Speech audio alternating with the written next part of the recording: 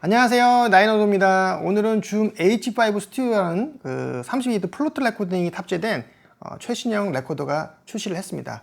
작년에 H4, 그다음에 H6 에센셜이라는 이름으로 32비트 플로트 레코딩 기능만 탑재된 아주 심플한 레코더가 나왔었는데 그 제품의 그 후속 모델로 H5 스튜디오라는 모델이 출시가 됐습니다. 오늘 이 제품이 어떤 분들한테 도움이 되고 어떤 장점 또 어떤 단점이 있는지 한번 집중적으로 살펴보도록 하겠습니다.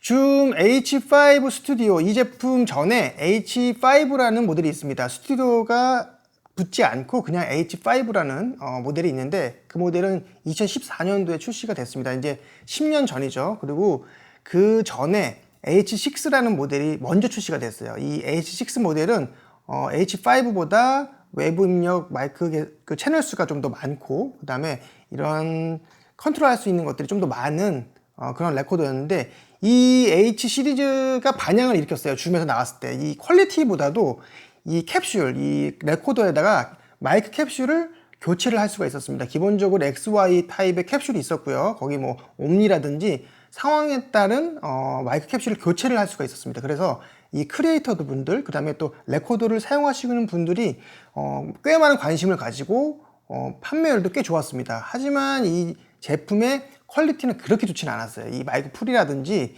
그런 것들이 좀 그렇게 좋지는 않았습니다. 그랬는데 이제는 시대 흐름도 있고 그 다음에 또 32비트 프로트 레코딩 기능도 탑재된 그 H5 스튜디오라는 제품이 출시를 했습니다.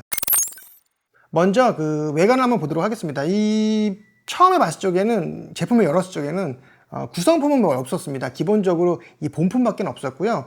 똑같이 H 시리즈의 기본적인 특징 중에 하나인 이 캡슐 타입, 교체할 수 있는 캡슐 타입의 그 내장 마이크가 같이 포함이 되어 있었습니다. 이 마이크가 기존에 있는 뭐 H6에 있는 마이크, 그 다음에 또 타스컴의 그 포토 캡처 X6나 8 이런 마이크들의 구경보다 좀 훨씬 더 큽니다. 19.4mm라고 해요. 그래서 현존 나와 있는 레코더의 그 내부에 있는 마이크 중에서는 구경이 가장 크다고 볼 수가 있겠습니다. 그리고 이 전면부를 봤을 적에는 물리적 노브가 4개가 있습니다. 이 맨 상단에 있는 2개는 이 앞에 있는 XY 마이크를 컨트롤할 수 있는 노브고요. 하단에 있는 건 하단 부분에 이제 외부 마이크를 입력을 할 수가 있습니다. 이제 XLR과 TRS 콤보 잭으로 된 그 단자에 관한 이 물리적 그 개인 노브예요. 그래서 2개, 그다음에 또 하단에 2개 이런 식으로 4가지의 개인 노브를 볼 수가 있었습니다.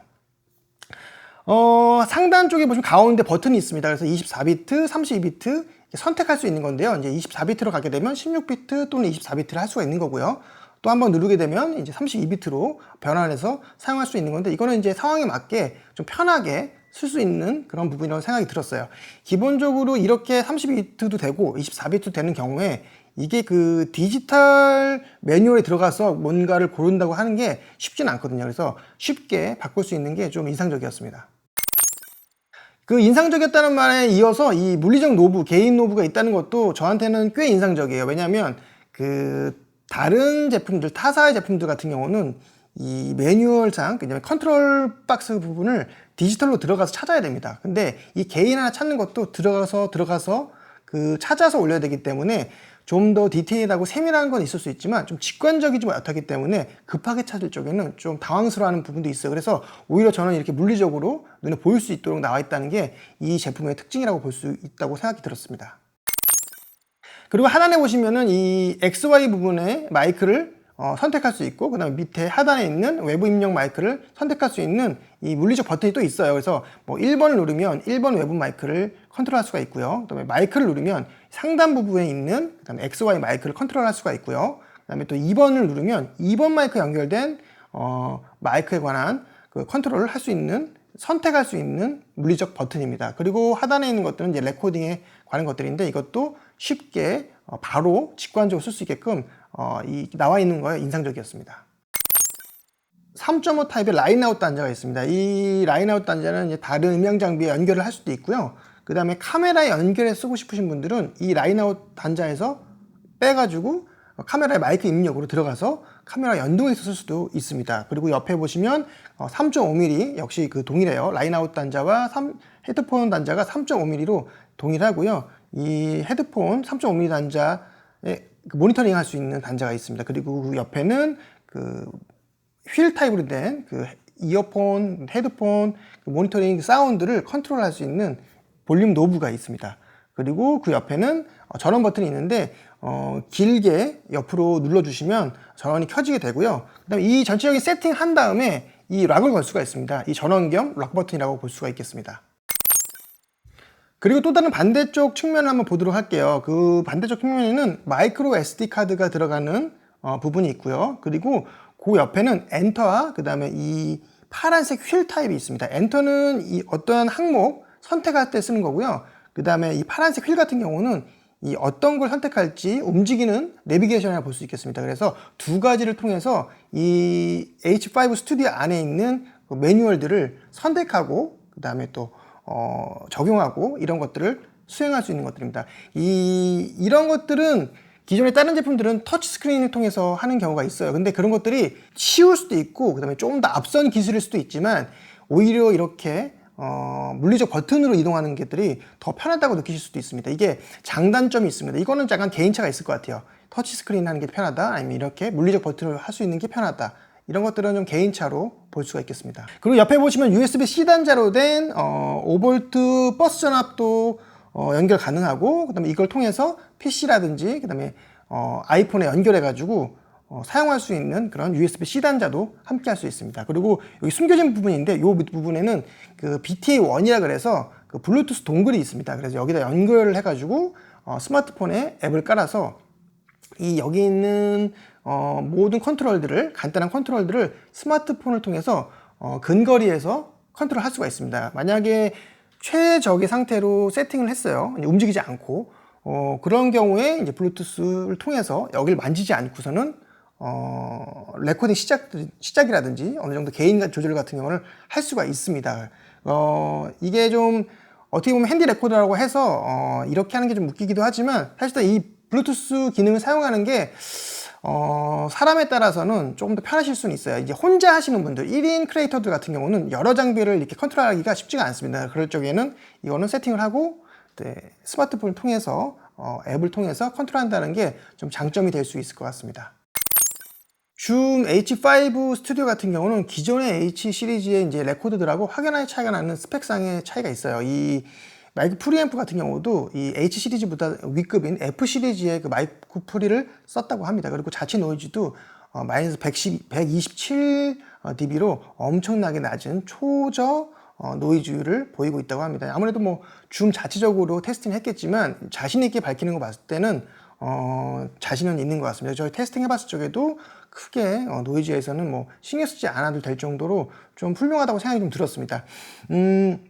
단점이라고 보면은 저는 이 플라스틱 바디라고 된 게 좀 단점이라고 볼 수가 있었습니다. 이게 뭐 무게는 가볍게 할 수 있겠지만 이 플라스틱으로 했다는 게 심리적으로 뭔가 떨어뜨리고 뭔가 좀 그 가벼운 무게로 이렇게 파손의 위험 이런 것들을 좀 걱정하지 않을 수가 없는 부분이라고 생각이 들었어요. 이게 그 요즘에 나오는 레코더들이 대부분 다 그 뭔가 메탈 느낌으로 나오는 것들이 아니라 플라스틱 느낌의 그런 바디를 많이 만드는 것 같아요. 물론 무게를 줄였다는 것도 장점이 될 수 있겠지만 반대로 요즘에는 좀 가볍다는 게 좀 더 플라스틱으로 만들었기 때문에 좀 불안한 감이 없지 않아 있습니다. 뭐 물론 이게 기존에 나온 작년에 나온 그 H 시리즈, 에센셜 시리즈의 플라스틱보다는 좀 더 좋은 느낌은 들어요. 하지만 그래도 좀 약한 그런 느낌은 좀 지울 수 없다는 게 좀 아쉬운 점으로 남았습니다. 그리고 장점이라고 하면은 지금 나와 있는 비슷한 금액대 그 뭐 타스컴이라든지 그 다음에 또 뭐 같은 줌 시리즈에서의 다른 시리즈의 레코더들에 비해서 사용 시간이 좀 많이 깁니다. 뭐 자체적으로 뭐 알카라인 건전지 기준으로 뭐 물론 기준이 있습니다. 뭐 24비트 레코딩을 하고 뭐 최절약 모드를 쓰고 했을 때 최대 15시간을 쓴다고 해요. 하지만 제가 봤을 때 뭐 32비트에 뭐 플러스 48V 팬텀 파워를 사용하고 하면은 뭐 더 줄겠지만 이 최대 15시간을 어필한 거 보니까 기존에 있는 어떤 레코더들보다도 장시간 사용할 수 있다는 생각이 들었어요. 이 아무래도 꽤 많이 이를 갈고 나온 느낌이 들었습니다. 이 H5 스튜디오 레코더 자체가 기존에 있는 줌에서 나온 여러 가지 레코더들이 그 기존에 나와 있던 것들을 좀 많이 보완을 하고 그다음에 많이 이를 갈고 나온 느낌이 들었습니다. 오히려 터치스크린 그다음에 또 많은 그 기능들이 있다는 게 건전지 양을 배터리 소모를 빨리 달 수 있게 한다고 봐요. 근데 그런 터치 스크린이 아니고 그다음에 또 하지만 또 액정이 작지가 않습니다. 그런데도 불구하고 길게 쓴다는 거는 나름대로 많이 고민을 하고 만든 흔적이 느껴집니다. 그리고 제가 이거는 아까 말씀 안 드렸는데 이 플라스틱으로 만들게 되면은 이 RF 차폐가 좀 중요하긴 합니다. 이 레코더들이 간혹 요즘에 나온 것들이 핸드폰이라든지 무선 마이크, 그다음에 전자기기 근처에 가면은 RF 전자파 노이즈를 타는 경우가 있습니다. 하지만 줌 H5 스튜디오는 이 RF 차폐를 꽤 신경 써서 만들었다고 합니다. 그래서 그런 이슈는 걱정하지 않아도 된다고 하니까 디테일까지 나온 좀 제대로 H 시리즈를 계승한 차세대 제품이라는 생각이 좀 들었습니다. 그래서 이런 H5 스튜디오 같은 이런 레코더가 있다고 하고 그 다음에 또 많은 외부 마이크 입력을 필요로 하지 않으시는 분들이라면 충분히 선택할 만한 이유가 되는 제품이라는 생각이 들었습니다. 이 꽤 많은 대구경 마이크고 그 다음에 또 이런 음압을 130dB에 가까운 음압을 견디는 이 제품이기 때문에 그 어떠한 드럼 악기도 녹음할 수가 있고요. 그 다음에 뭐 콘서트 홀이라든지 이런 것들 녹음할 쪽에도 저는 기존에 나와 있는 그 어떤 그 내장 마이크를 가진 레코더들보다도 훌륭히 사운드를 수음할 수 있다는 생각이 들었어요.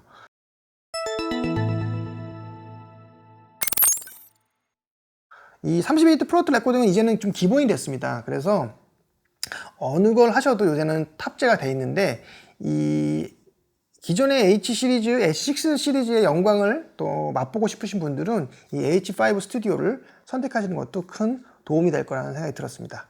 오늘은 이렇게 H5 스튜디오에 대해서 한번 살펴봤고요. 다음에는 뭐 이 제품을 뭐 간단한 뭐 세팅이라든지 이런 것들도 한번 살펴보도록 하겠습니다. 오늘 여기까지 하겠습니다. 이상입니다.